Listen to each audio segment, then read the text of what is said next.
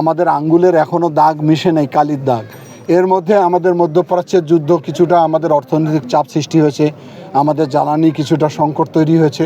তারপরও আমরা যেহেতু জনগণের দ্বারা নির্বাচিত সরকার, সুতরাং জনগণের সকল কাজ করার জন্য এই সরকার আন্তরিক রয়েছে।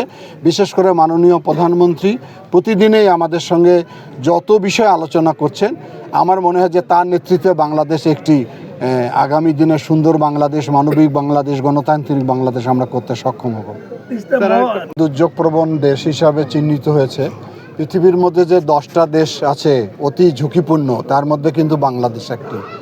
এখানে প্রতিনিয়ত কোনো না কোনো ধরনের দুর্যোগ সংগঠিত হয়, কখনো মানব সৃষ্ট হয়, কখনো প্রাকৃতিক হয়, কখনো জলবায়ু দুর্যোগ হয়।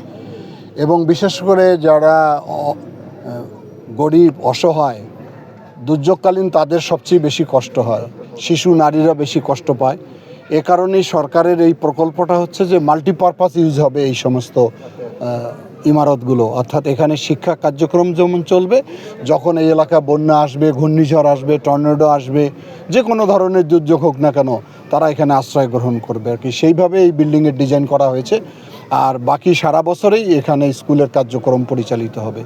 আমাদের এই প্রকল্পের আওতায় আমাদের জেলায় সর্বমোট 23টি ভবন নির্মিত হবে। আজকে আমি প্রথম এটা উদ্বোধন করলাম, আজকে বিকালে আবার কুলাঘাটে করব।